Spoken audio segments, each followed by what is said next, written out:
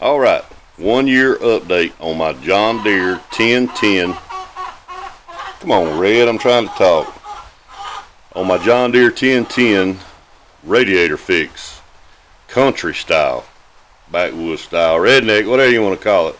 But the darn thing worked, and it saved me over $500 just for a radiator coil, not including the installation of said radiator coil. As y'all, if y'all had seen the first video I ever made, you would have seen me do a repair on a radiator that was in horrible shape using JB Weld. Well,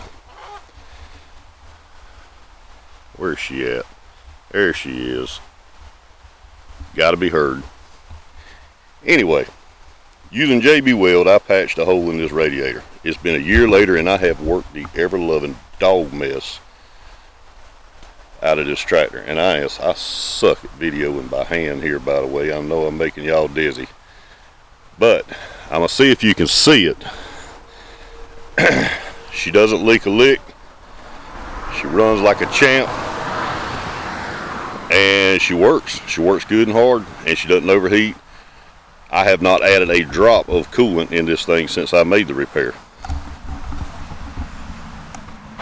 Not sure if you can see it in there. Hard to see, it's right in front of the fan there. But I put 2 full tubes of JB Weld in there. I had to clean it up, of course, to get it to stick good. But she still works just fine. She doesn't miss a lick, and she ain't pissing a bit of antifreeze, which is, I'm happy with that, because they hadn't made this particular radiator in about 20 years. So getting a custom built one would be high dollar, to say the least. We're gonna crank her up. I love this old tractor. She's ugly. There's a reason I named her Possum, because when I bought her she played dead. I even painted a possum on the side of her. But she works good, and we are about 80% done with the lots that we're working on here at the house and the property behind it, and running strong. I love this old girl.